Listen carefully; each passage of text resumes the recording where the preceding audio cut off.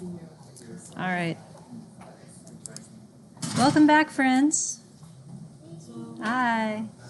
Hello, friends. It's good to see you on this beautiful day. That was my son's former preschool. That was the opening number for the music teacher. He used to play his guitar and sing that. I always liked that song. So, hello, friends. It is good to see you. Yeah.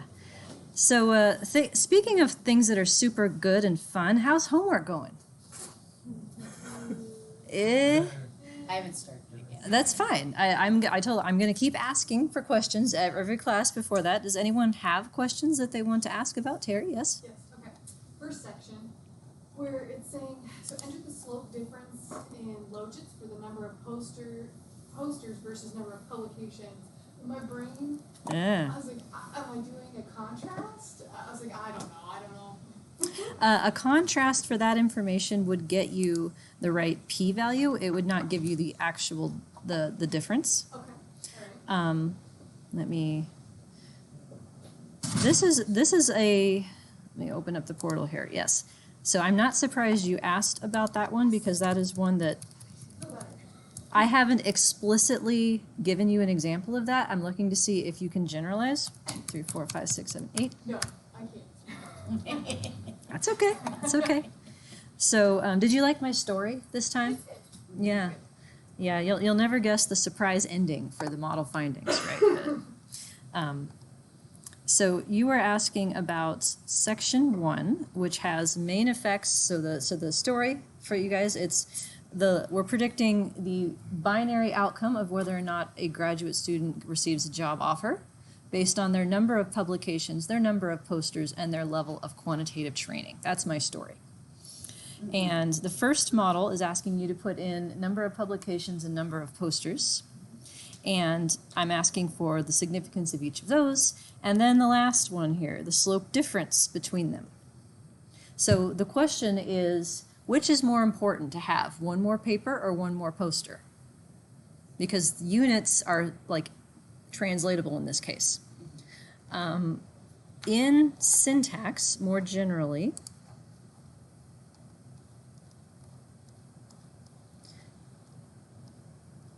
let me grab an estimate statement here for a slope.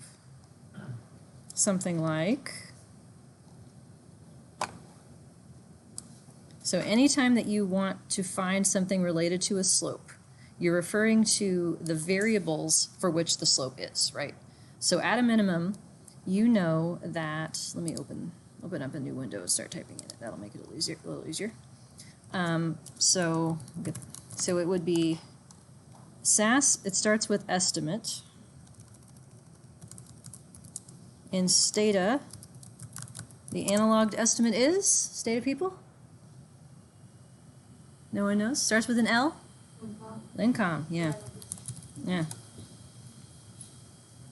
So in my data file, they were called in posters and npubs, something like that. So what we're actually asking for when you type these words in are the beta fixed effects that go with it. Beta in this class, yeah, sorry. Not gamma, that's my other classes.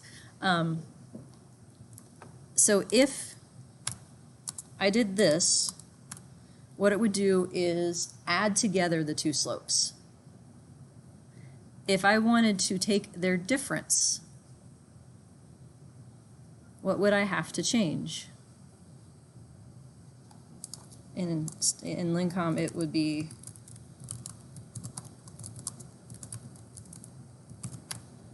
and then that is that. If I don't want to add it together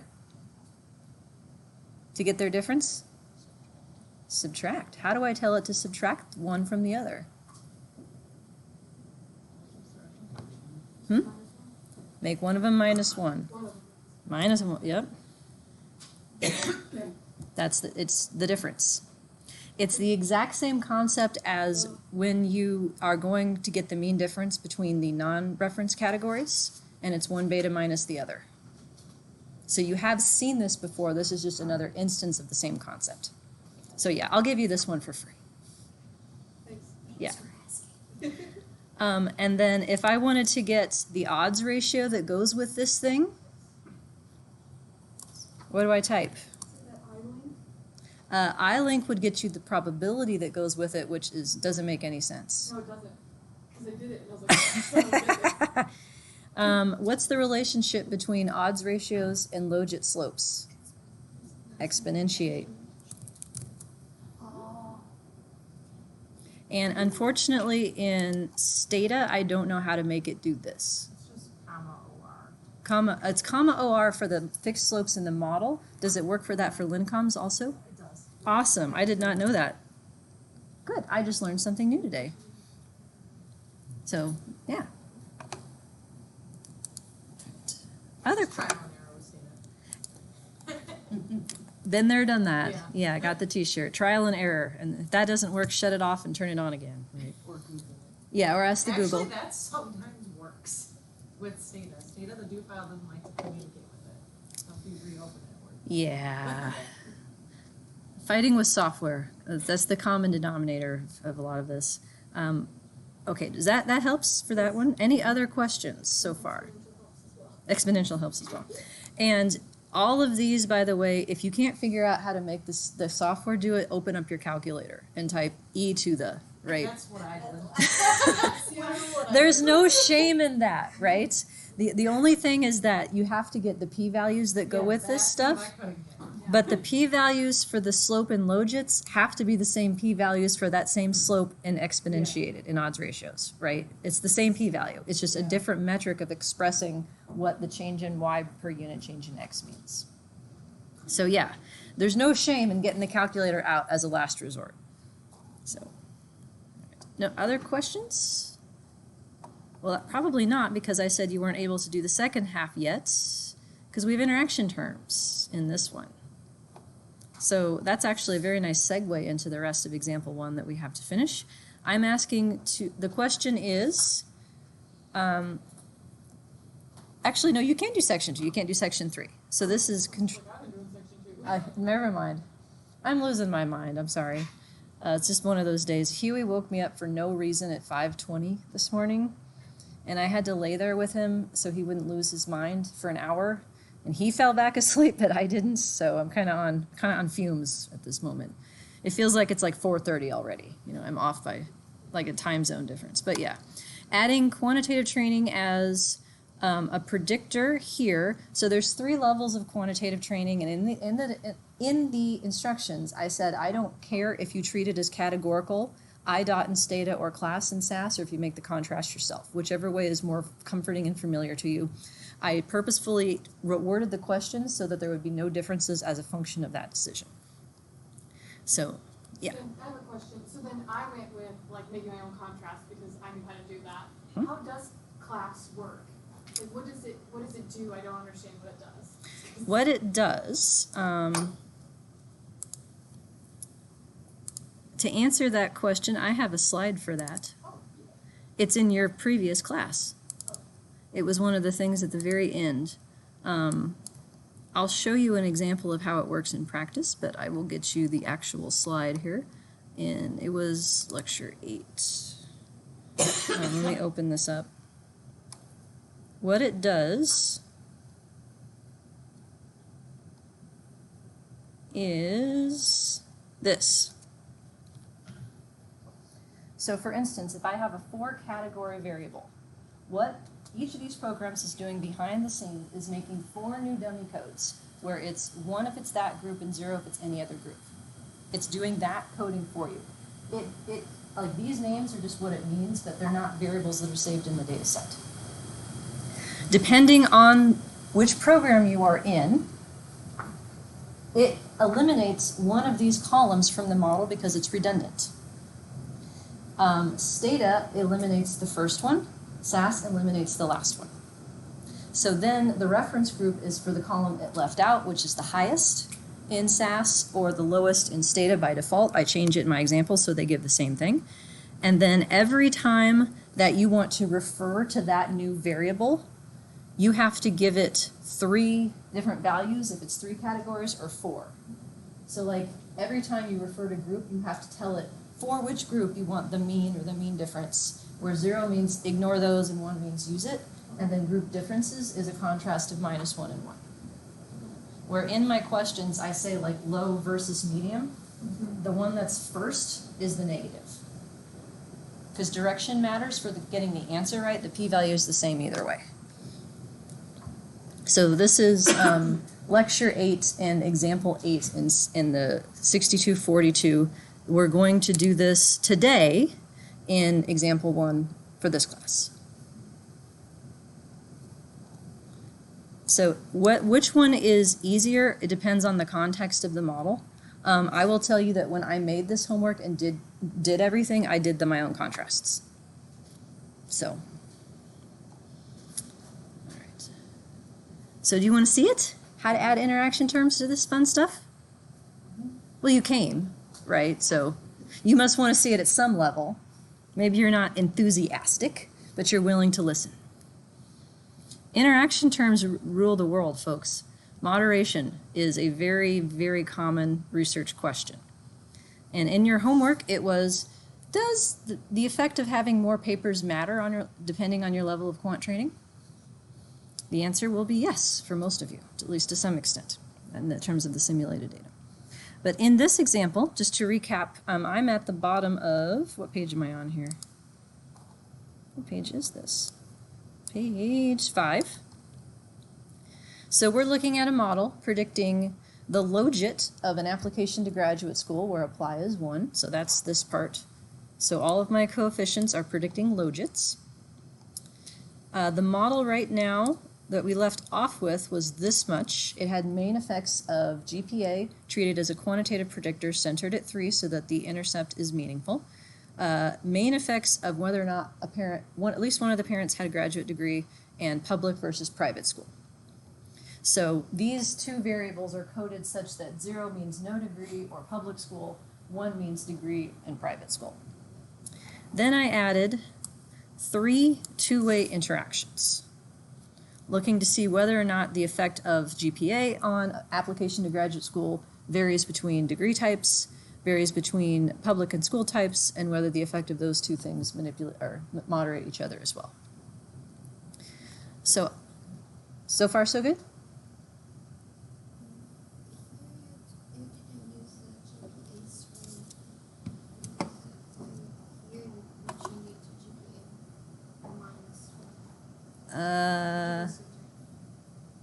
Where?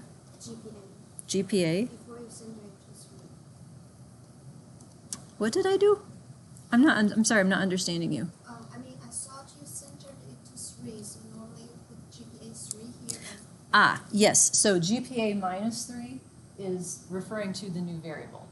The variable saved in the data set is GPA 3, but the people who are reading my paper don't care about what my variable names are. I want them to know what 0 means. And so by writing the minus in here, it's explicit where the centering point is, so they know how the variable was formed. For things like parent GD, there would be text that corresponds to what means 0 and what means 1 that goes with that. So what I have here before then, or after this main equation, is how the model tells us how to get the simple slope for each of these. So this logic of how to get predicted outcomes, predicted slopes, none of that depends on whether you're talking about regular flavor regression or logistic regression or any of the other models we're going to learn. This is the same. So first step, if I want to know what the effect of GPA is for anybody according to the model, what's step 1? Because this is like the end point of it. How did I get these answers? We'll do the first one together. If I want to know what the slope of GPA is for any kind of person, what do I do first?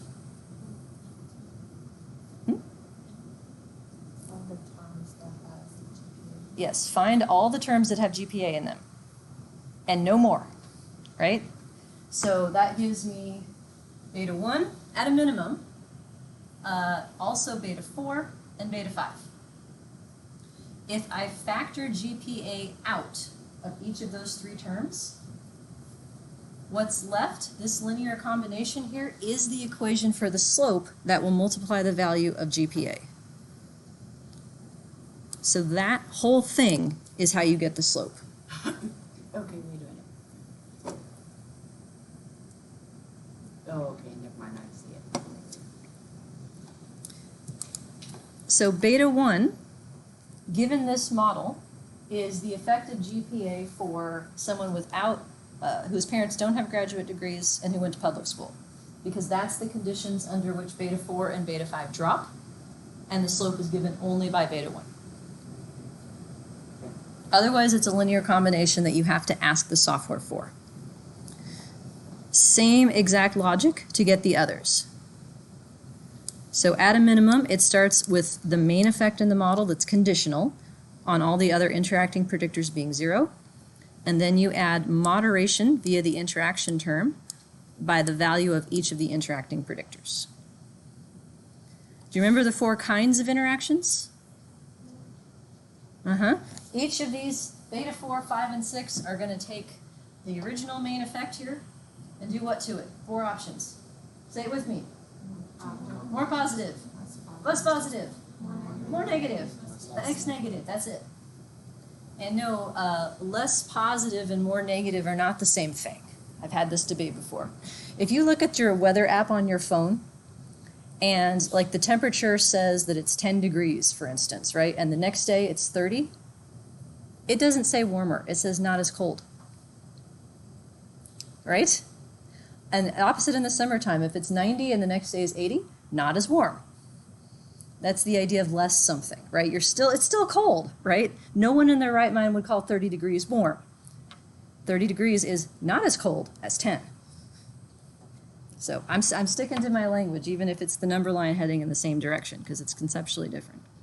So this is the logic by which I can then write estimate statements in SAS or LinCom statements in Stata to get predicted slopes for any kind of person. And therefore, their standard errors and their p-values. So let's do like this. Here's the Stata code to do this model. In Stata, you can add an interaction term via a hashtag or a # if you're over 40. So I have 2 interactions here, and I'm picking up the third. The analogous thing in SAS actually has less code. I wrote it the short way, which I hadn't taught you yet, but I figured it was time to let you in on that secret. There's a shortcut in SAS and Stata too. These 2 test statements give you multivariate walled tests. Homework question. First one is the whole model, and the second one is the part of the model that's new relative to last time. So this is the analogy in generalized models to doing an R-squared change test in a stepwise regression. It's testing the net effect of all 3 of these interaction terms simultaneously on the model, which takes into account not only their individual unique effects, but the covariances among them. This covariance counts in increasing R-squared, even if each variable doesn't get credit for it. Can I ask you a question about that? Yeah. So what that number gives you is the change, you don't have to do anything for the previous number? It gives you a test of the change. Okay. So in this context, it's going to give you a chi-square with numerator degrees of freedom, or just degrees of freedom, since chi-square doesn't have denominator, of the number of slopes, which it knows how many there are because that's that many sets of parentheses. This coding scheme is somewhat convoluted, and this took me a long time to get right, to be honest with you, but this is how you tell it you have an interaction between 2 categorical variables. Okay, so the equal sign, because aren't there different ways to write the test command? Probably. Okay, so equals is just what we use for this. In this context, because these variables are being treated as categorical. As an example for one that's being treated as quantitative, like it's just that it's 0. Okay, so if we were to treat something as quantitative, we say equal. Mhm. Okay. This is the statements regarding parent GD and private have to be this way because it's talking about the interaction contrast being 0, and that is true when that equality holds. it looks very convoluted, and that's one of the reasons why I don't typically do this method of coding, but I wanted to give you an example so that you could use. Okay. In SAS, I cheated.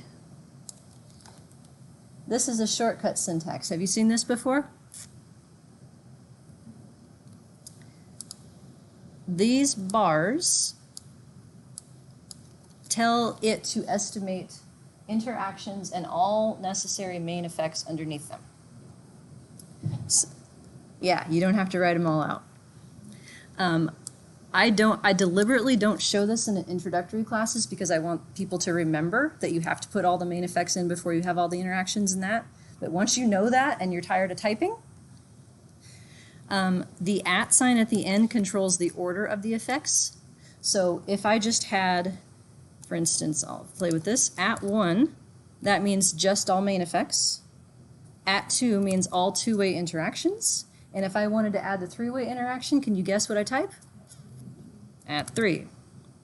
So is there a way to do, would you have to copy that line 3 times to get it individually if for some reason you needed it individually? I mean, I don't see any reason why you would, but when it gives you the 3-way interaction, is it also going to give you the 2-way and the 1-way? Yes. Okay. Everything. That's what I'm verifying. Yeah, you specify the highest thing you want, and then it understands what else needs to be there for that to be correct. There is the analog in Stata, by the way, is double hashtag. Does the same thing. Did you know that? No. Yeah. Wait, so does triple do 3? Yes. Yes. Yep. It makes my life so much easier. Yes, it does. Yes, it does. So walled test in SAS, this one is for the whole model. And you'll note the difference in the coding for how you talk about the effect of each variable. For quantitative variables, it's just 1. The commas separate the degrees of freedom. So it's the analog to the parentheses in Stata. The main effect of a predictor that has 2 categories looks like this. So that one's there and that one's there. The interaction of a quantitative predictor and a categorical predictor looks the same. So those two. And now this one.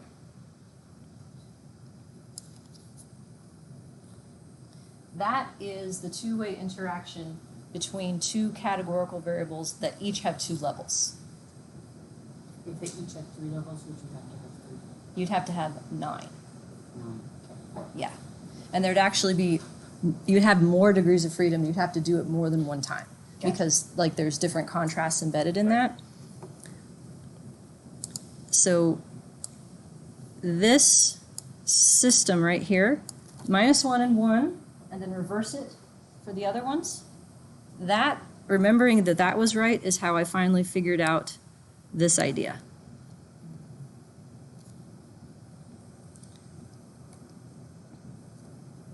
And if this makes your head hurt, you don't have to use the class statement in any of this. You can write your own contrast, and then everything is treated as quantitative, and you know exactly what's what.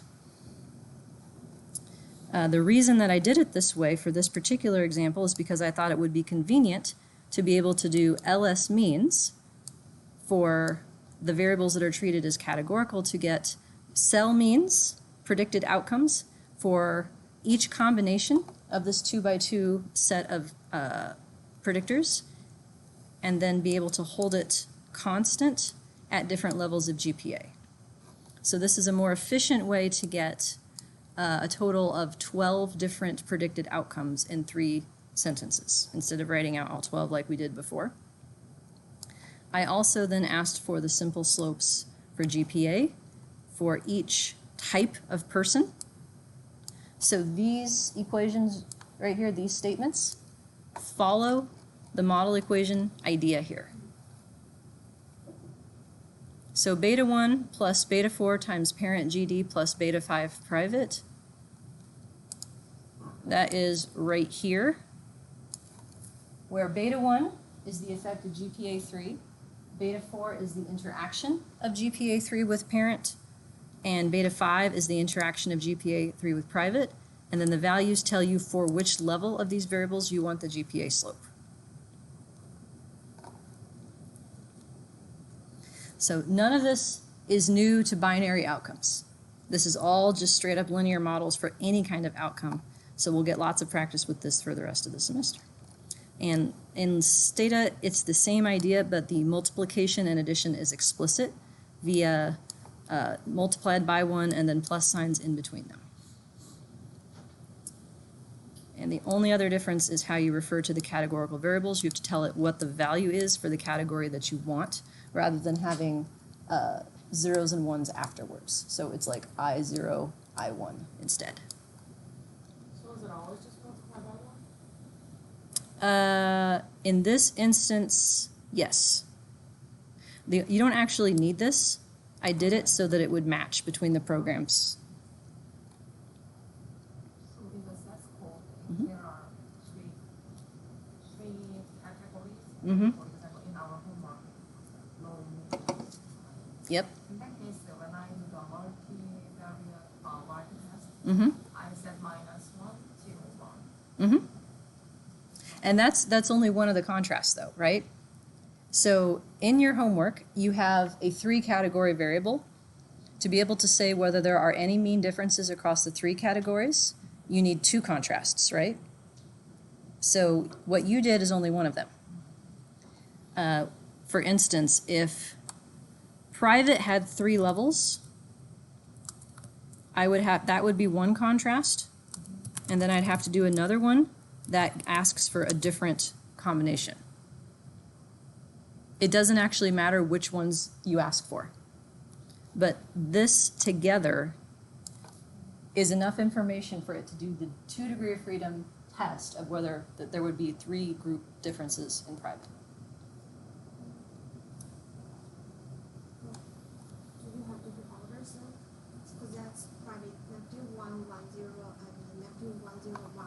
Can you do 1, 0, Neptune 1? Sure, doesn't matter. But as long as you have 2? As long as you have 2.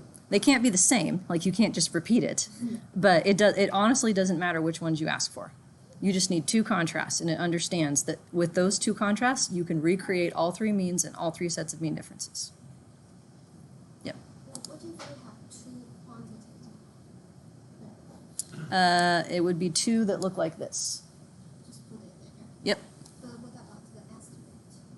In the estimate, Yeah, 'cause estimate there you have at GPA 3, Neptune 1, at GPA 3, 0, and GPA 4. oh, this? Yeah. Yeah, so LS means will only give you predicted means for variables that are being treated as categorical by the model. And you have to tell it at what levels of of any interacting quantitative predictors you want those means for. So there's a different set of the 4 means holding GPA constant at 2 than holding GPA constant at 3 than holding GPA constant at 4. And so it's 3 different statements to be able to do that. Based on the interaction. Mm-hmm. The other thing that is, you guys probably haven't seen is this thing, slice diff. This allows you to get pairwise differences within the level of the interacting variable. So it means, slice means by. So like the first one is going to give you the difference between public and private for each different level of parent degree.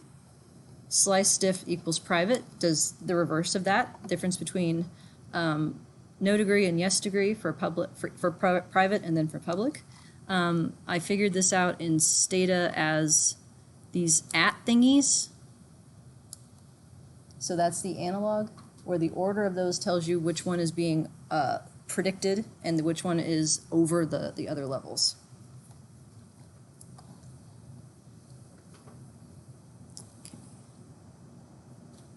So your homework will not be as complicated as this. There's only one interaction, and it's between a quantitative variable, and it could be a 3-category variable, or you could just make the dummy codes. So I'm not a sadist, right? I'm not going to give you something that's harder than what we did in class. And I'm happy to answer your questions as you start working on it too. So any of this that you have questions over in terms of the code and what it's doing?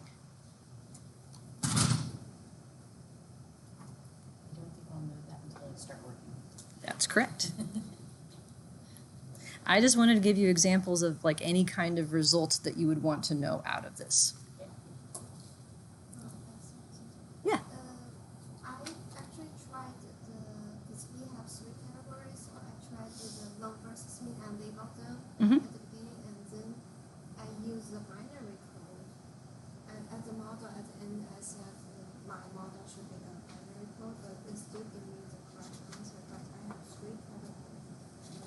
So you created 2 new variables, that's like low versus medium and low versus high, and you put those in, you're good. But to me, it's like if they're not binary, they have 3 categories. It still give me the correct But the variables that you put into the model as predictors are binary.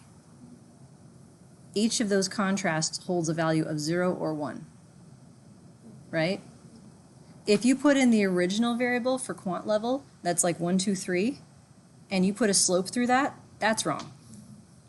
But as long as you put a binary predictor in to get the difference for each, and you put them together in the same model, then it works.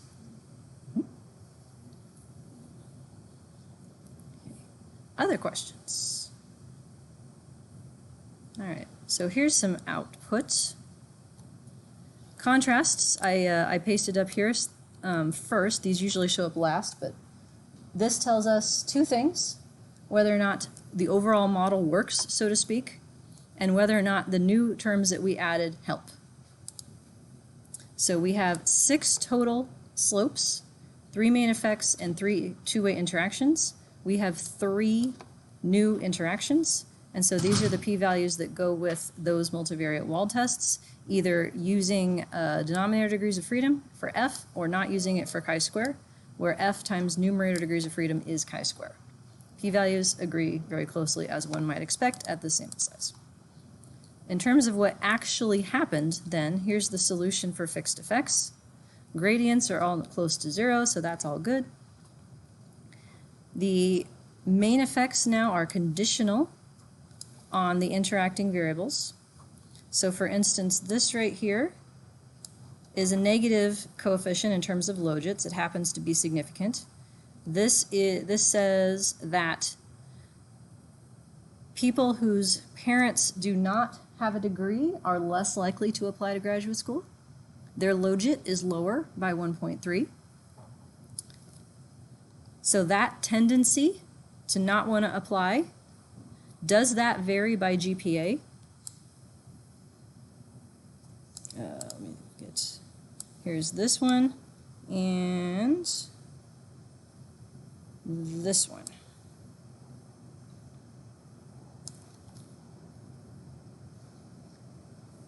So if we use parent GD as the effect and GPA as the moderator, what does GPA do to the main effect of parent GD? Which of the 4 is this? Less negative. And so does it make the effect stronger or weaker as GPA is higher? Weaker. Less anything is weaker. Right. More anything is stronger.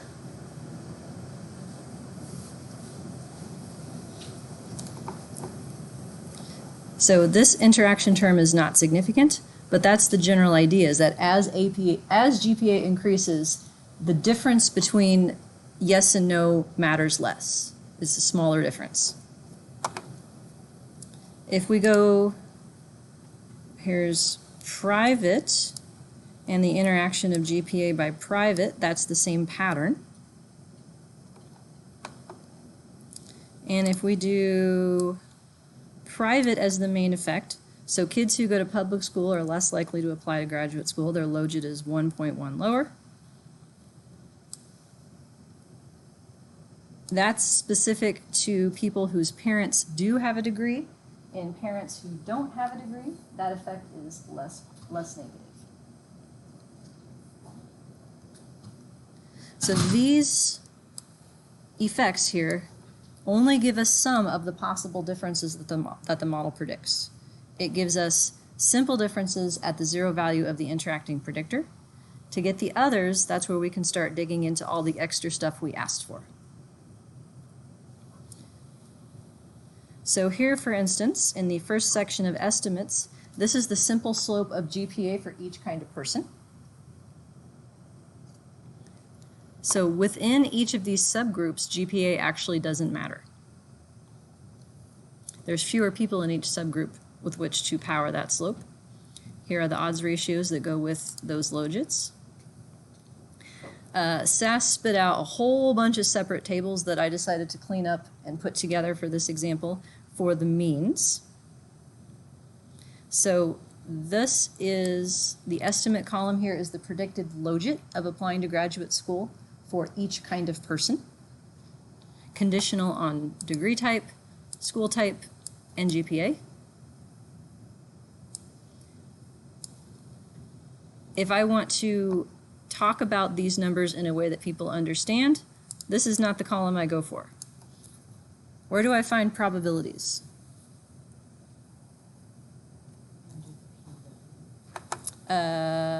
This is the probability that the logit is different than 0, which is probably not helpful. It's over here, actually. It's the mean column. And in this example, I added a request to get the confidence intervals. So you could make like error bars and stuff if you want. And so this lower upper is two standard errors on either side of that estimate. This mean, that's the confidence interval around this mean specifically. So it's in 2 different units. Slice diffs, these are the pairwise mean differences. So for instance, this is the effect of the difference between private and public for people whose parents don't have a degree and their GPA is 2. This is the difference between private and public for people whose GPA is also 2 but whose parents hold a degree. So these estimates are slopes. So instead of asking for probabilities that go with them, I asked for odds ratios. And that was available by adding EXP to the end of the estimate statement. So the simple slope is expressed in logits as well as in exponentiated terms. And I just learned that you can do that in stated too. So I'll have to go back and add that.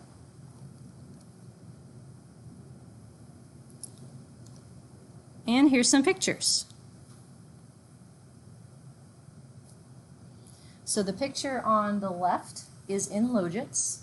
The picture on the right is the corresponding predicted probabilities.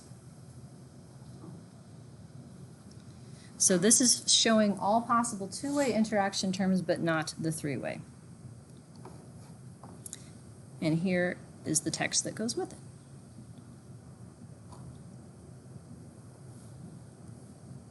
What do you think? Overwhelmed? Good? Nah. It's a little overwhelming, I'm not going to lie. But I'm giving you a chance to practice it.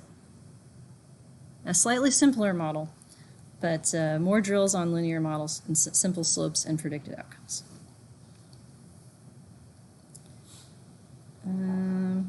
Yeah. So everything else in here I think is pretty straightforward.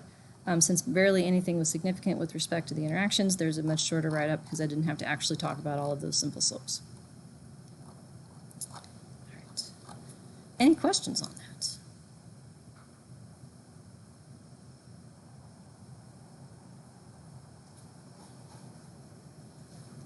No one. You guys are quiet today. Do you want to talk about ordinal outcomes? May as well, right?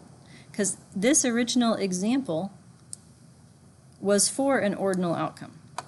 I collapsed it to be able to make a binary example. Now, do I recommend doing that in your life? No, no. Only for pedagogical purposes because I didn't have a data set with a binary outcome. So the actual original outcome was 3 categories, where category 0 was like, no, I'm not going to graduate school. Category 1 was like, maybe.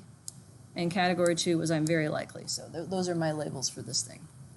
So we want to be able to predict this outcome, but we have to use a slightly different type of model.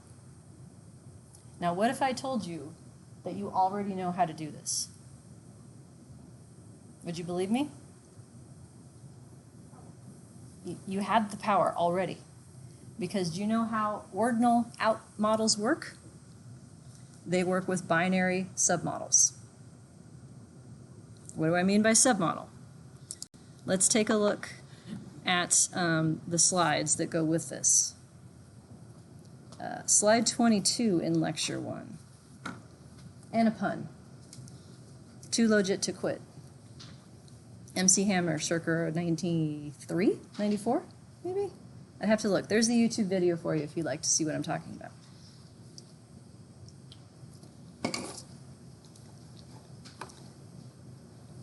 So we have, move this thing out of the way here.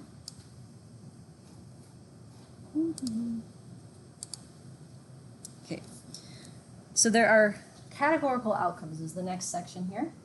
If you have more than two, then you have to decide whether or not you believe your outcomes are ordered or not. And there are three different types of models that go with this in terms of corresponding link functions. For things that are definitely ordered, ordinal data, such as not going to apply, maybe apply, definitely going to apply, or strongly disagree, disagree, agree, like those sorts of things. We're going to do something that's called a cumulative logit. For things that are maybe out-ordered but you're not really sure, that's something called adjacent category logit. I couldn't even find that in software. So that one's pretty much dead, I think. So the first one for ordinal data and the last one for data that's nominal, in which there is no ordering, or you don't want to, or you want to explore differences between categories even if they are ordinal, that one is called generalized logit. Each of these works the same way. It takes your multi-category outcome and it creates submodels for it, multiple submodels, where you're predicting a binary response. The difference between them is how it forms those submodels. For ordinal models, this is very, very, very common. If you have 4 categories, say, it will create for you 3 submodels that it's estimating simultaneously. Each of the submodels uses all the data. Each of the submodels is a binary response. So for the first one, it is an answer of 0 versus something higher than 0. The second one, it's an answer of 0 or 1 versus 2 or 3. And the third one is something that's 3 or lower than 3, where the red part is like the 0 in the binary submodel, and the green part is the 1. And so that's why I said you already know how to do this. Because the way it works is we're just going to do a bunch of binary logistic regressions simultaneously on these submodels defined as such. This model goes by the name of proportional odds models. It goes by ordinal regression. And those of you in IRT classes, does this sound familiar? Maybe? It's the graded response model. Woo! Except with a latent variable as a predictor instead of observed variables, but it's the exact same thing. The trick with these is, again, figuring out whether or not you have intercepts or thresholds. Some software predicts the logit of the 0, the red part, and some software predicts the logit of the green. If they predict the green, it's an intercept. If they predict the red, it's a threshold.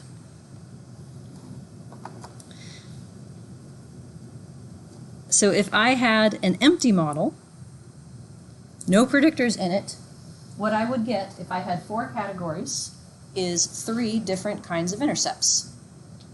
Each intercept is the logit of either a 0 or a 1, depending on the software.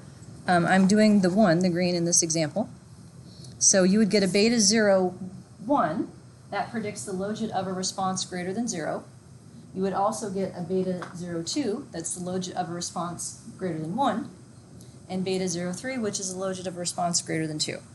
And that logit can be inverse linked back down to probability. That gives you the probability of making each of these transitions. It's somewhat convoluted, but there is a way to go back to the probability of any individual response, but you have to subtract between submodels to do it. So if we look at what goes into these models, the first model directly tells me what the probability is of either 0 or something greater than 0. The second model, if I want to know what the probability of a 1 is, I have to subtract the second model and then take the second model and subtract the first one to get 1 as the unique part of the red. And the same is true if I wanted to have a 2. It would be the third model minus the second. So the steps to try to figure out predicted probabilities are somewhat convoluted. Software will do this for you. Yeah. So which of the models is it actually spit out? All of them. It does give you all. It does give you all of them. This model, by default in software, is very restrictive. It assumes that no matter which model, submodel you're in, that the slopes are the same. Yes, that face. Correct. What? So we go to all this trouble to set up different intercepts to start these things off. But from there, it doesn't matter if we're predicting a 2 instead of less than 2, or a 3 instead of less than 3. The effect of each predictor in Logits is supposed to be the same. That is a testable assumption. I've struggled with finding ways to test it easily. I'm going to show you something I found in Stata as well as in SAS, because the last time I taught this in SAS, that option wasn't available, and I was happily surprised to see that it hasn't become available. So this actually gets a lot easier to do in single-level data. For those of you who have multi-level data, items nested in people in IRT, or students nested in classrooms, that kind of thing, this is way harder to do, to test proportional odds. The software is not built for it. But I'm going to show you how to do it in single-level data to the best of my ability. So the distribution that goes with this, instead of a binomial, or excuse me, instead of a Bernoulli distribution, it's something called multinomial. It's just the probability of the category that you have. So the way that we would phrase this in terms of describing this model, we are combining a cumulative logit link. That's what this is called. Cumulative meaning we're using all the data in each of the submodels. Logit, because that's what we're doing. There's also cumulative probit and other kinds of cumulative. And a multinomial response distribution, conditional distribution. Those are the ingredients that we have here.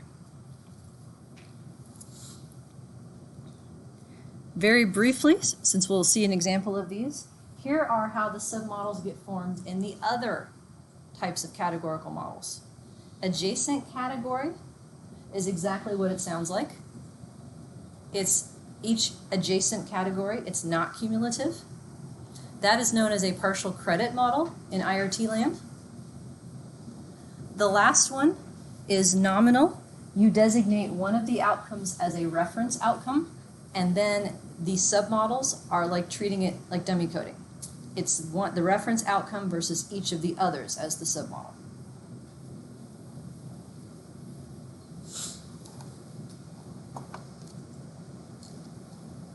Okay. Do you want to see it? Why not, right? What if I promise not to put interaction terms in for the rest of this handout? Does that make it better? I figured the submodels is enough, right? Level of complexity here. So let me get the frequencies back. So here's my outcome. 55% said, nope, not going to grad school. 35% said, maybe. And 10% said, yes. So step one, fit an empty model to try and get back those probabilities so that if I know if I have intercepts or thresholds. That's step one. So that starts on page 10. So this handout is, this section of the handout, I should say, is using a special Stata package that I found by asking the Google and downloaded. And then I wrote an email to this person who wrote it. His name is Richard Williams, thanking him for having written the package because I was really happy to have found it. And he sent me some more of his papers. And so I put one of them up in icon as your reading list. So there's more information about it. But it's called, I call it Go Logit. That's the name of the package. I think it's G-O-Logit, as the way they would say it, because the original is O-Logit for Ordinal Logit. So just that first part here is an extra step if you haven't used it before. You can type this, a window pops up, and then you have a link to download it and installs it into your Stata. So just as an FYI. So here's my empty model. I have the logit of apply greater than 0. So it's 0, 1, 2 are my options. And the logit of apply greater than 1. The model directly gives me the probabilities. I would have to subtract between these to get the probabilities. I have an Excel sheet that I put in as part of the files for this, in which I did all this so you can see the math. So here is 2 versions of this same idea in Stata. There is the O-Logit version, or mixed effects in front of it again extends to multivariate data. And here is my new Go Logit. It turns out that O-Logit, MEO-Logit, insists on using thresholds and you cannot override it. And I couldn't handle that. And so then I went looking for this other thing because it uses intercepts. It's so beautiful. Yay, intercepts. Procglimics is the same thing we've been using. Spot the difference in the code. What do I have to change to go from a binary outcome to a ordinal outcome? Yeah, multinomial instead of binary, and it's one more letter. C-Logit for cumulative logit as opposed to just regular flavor logit. Then it makes the binary submodels for you. Descending makes it go to intercepts rather than thresholds. In terms of estimate statements, in order to refer to the separate submodels, you have to give it values for each. So the first submodel is the highest one. It's a logit greater than 1.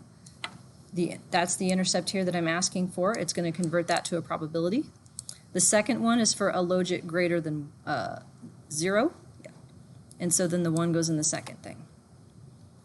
So this is yet another thing that they've added to SAS, or I didn't know how to do before. So I had learned a lot of fun new things building this handout. So here first is Stata output, because I want to point out the difference between these 2 packages and what you're going to get. So MELogit gives you these things called cuts. These are your thresholds. So point 2 is the logit of y less than 1. 2.2 is the logit of y less than 2. So it is predicting the red in these submodels. That's what it's giving you. The other program is predicting the green, the new one, Go Logit. And the difference between them is the minus sign, because everything is symmetric around 0. Stata lists them in the opposite order, but it's still the correct answer in terms of predicting the 1, the green part of each.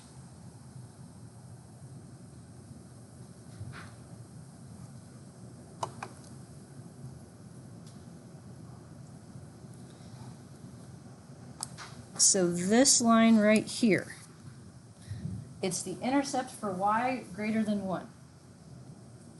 I'll remind you of the coding for this outcome. It's 0, 1, 2. So what is a simpler way of saying y greater than 1? Equal to, yes. That's what this tells you. So yay, because the probability of a 2 is exactly what it should be from the data. The next one, y greater than 0, is referring to the logit of a 1 or 2. And so 45% of the people have a 1 or 2. To get to what the logit is of just 1, because that's the one we don't know yet, it's the probability of a 1 or 2 minus the probability of a 2. So 0.45 minus 0.1 gets me the probability of the middle category. And yes, Stata will make these probabilities for you, and so will SAS.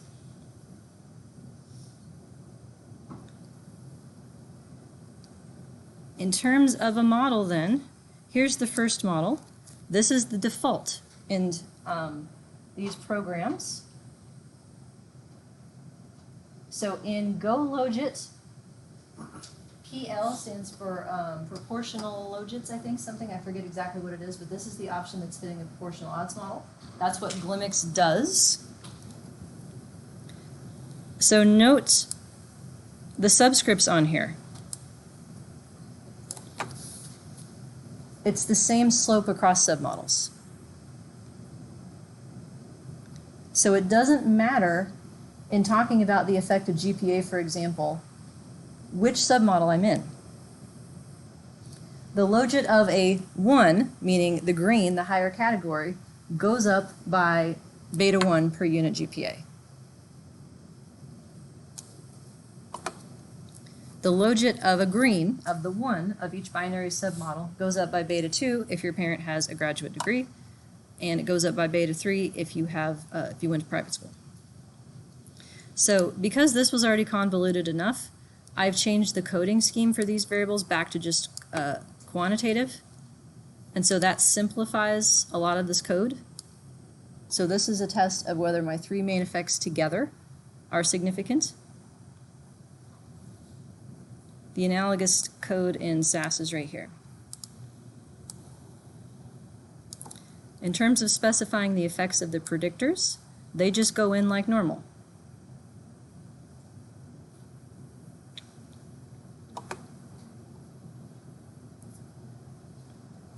I have all different kinds of predicted values here for each of my submodels and for various levels of these predictors. Here's my coefficients.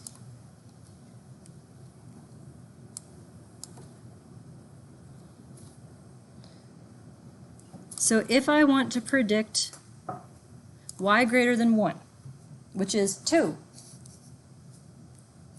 the logit of a 2 is negative 2.5 for somebody with a GPA of 3 whose parents did not get a graduate degree and who went to public school. For every unit higher GPA, the logit of an answer of 2 does what? It's less worse. Yeah, it's heading towards 0, so it gets higher. So they're currently not very likely to apply, not very likely to have a 2, and they're heading closer to being likely. So the likelihood of them applying is increasing. The logit is higher, I would just say, by 0.6 for every unit GPA.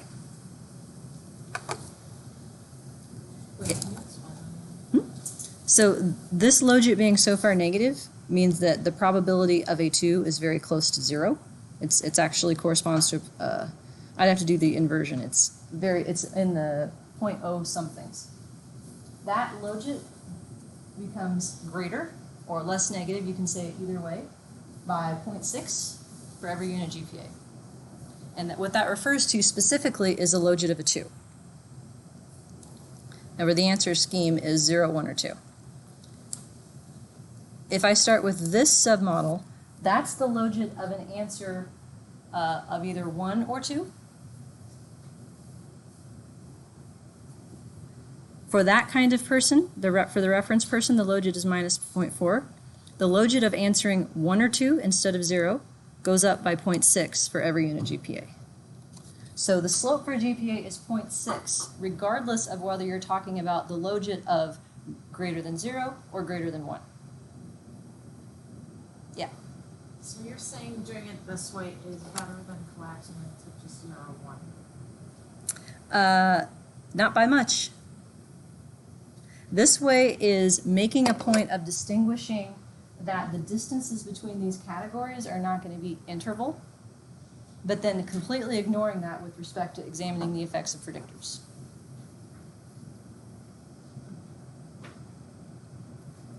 Yeah. Is there a better way that doesn't ignore that? I'm so glad you asked. If you look at the model, like, well, can't I just make a different kind of each slope? Yeah, that seems like that should be really straightforward. And no, somebody had to write a special stata routine to make that happen. And SAS only recently added an option to do that. None of these routines are available for multivariate or multi-level data. They're all for single-level data only. But yeah, this is shockingly difficult to find in software. So let me cheat ahead and show you how I figured out what the hell these programs were even giving you, right? Because I spent like 3 days on this handout trying to figure this out so that you wouldn't have to. That's how hard it was. Here. This is something in SAS called NL mixed.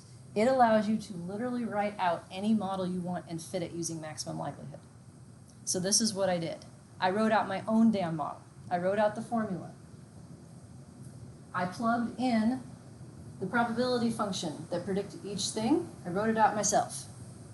And then I got the answers out. And so now I know what's supposed to happen. And then I compared these answers to what each program was giving me. And then I slowly figured out what they meant.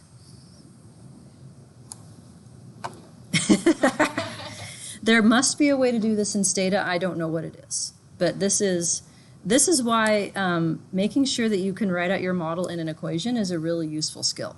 Is because when your software breaks, or you read about a brand new stinking model that's not in software yet and you want to try it, you can always write it out yourself if you understand how to do it.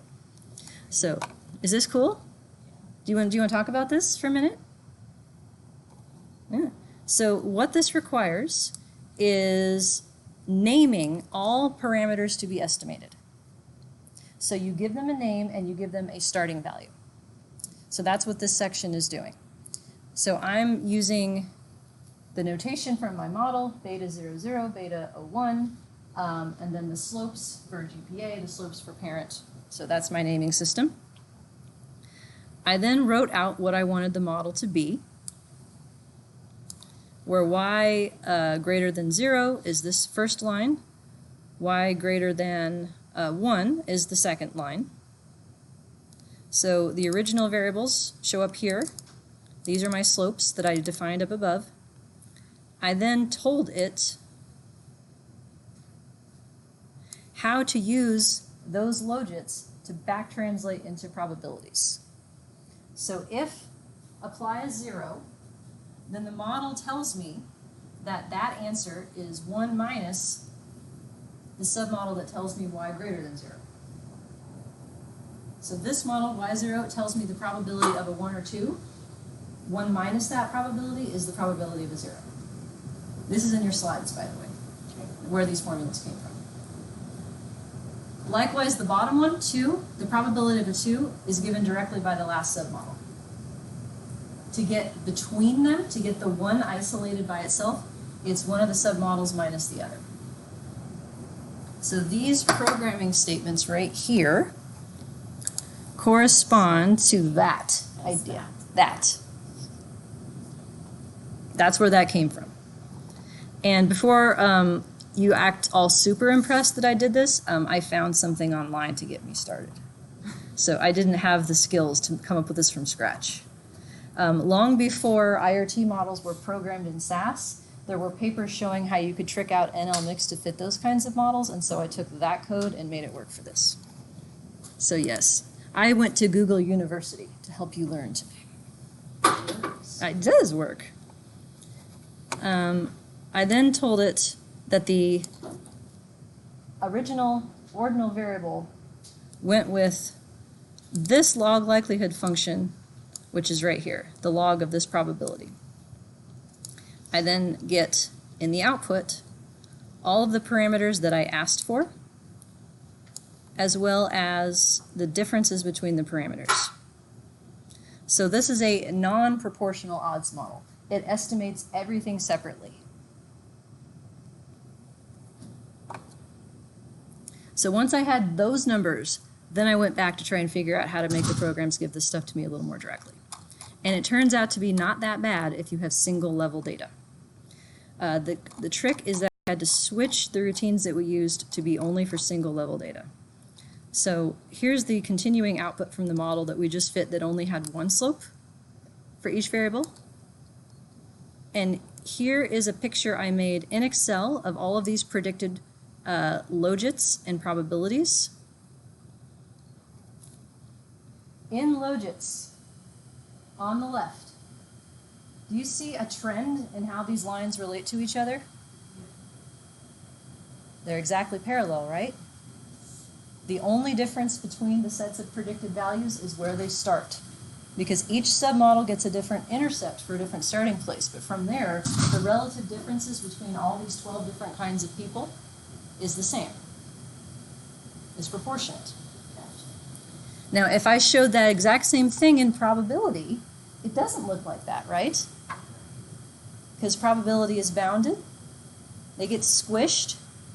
Think of the slope sort of shutting off as you get close to 0 and close to 1. So it looks like there might be some sort of interaction or different slopes here, but that's just a function of the change in probability being nonlinear with respect to how it corresponds to logits. So here's how we can test this. My new friend Go Logit, go Logit, go Logit, go Logit.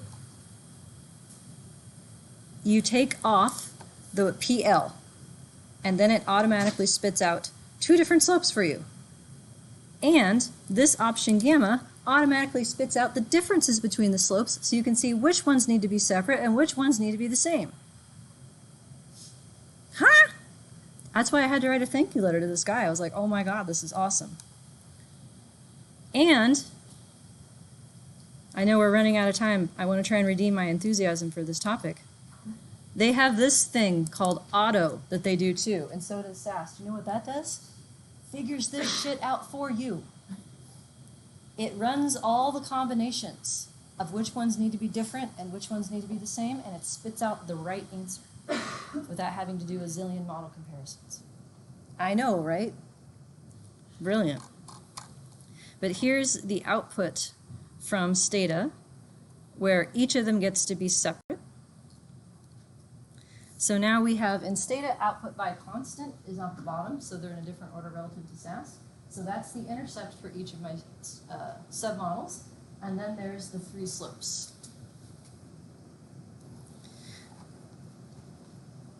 So now these tables directly tell you whether or not each slope is significant within each submodel. The gamma parameterization on the bottom directly gives you the differences. So let me see if I can get this on the same screen. So for instance, the slope for private for 1 is different from the slope for private for 0 by that coefficient. Difference in slopes. It's kind of like an interaction term. Kind of. But it is the thing that I asked you to do in your homework, how to test a difference in slopes, right? And I don't have words. Here's a test statement that is your multivariate Wald test for proportional odds. That's a composite difference between slopes. And in SAS, since it doesn't spit out the differences without you having to ask for them, here's how you would do it, and this is proc logistic. So the code is a little bit different, but it's very, very similar in structure to what it's trying to do. Cool, huh? Yeah. Can I ask Yes. a hypothetical question that I think they use something like this, but I'm not entirely sure.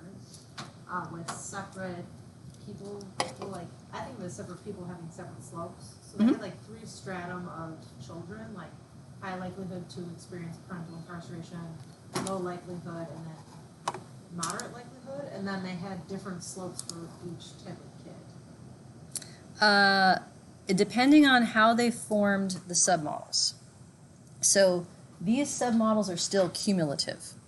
like the slope for the first model here for no, Oh, okay. it's greater than no. Yeah. And this is greater than A. And so that's different than asking like 0 versus 1, 0 versus 2, 1 versus 2. Okay.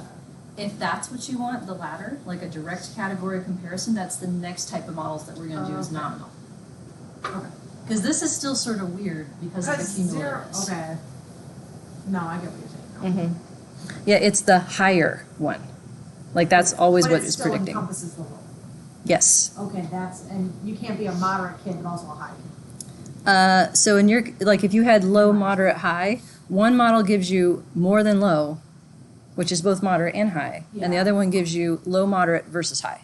Yeah. Yeah, they're all squished together Okay. still. So I find that sort of like unhelpful in some contexts. If what you want to know is low versus moderate, low versus high, that's nominal. That's Okay. next. That's the one that's more straightforward. Okay, so we're out of time. Any other questions before we adjourn? All right, then we shall pick this back up next week. And I should have some new material for you on count data. Stay tuned for that.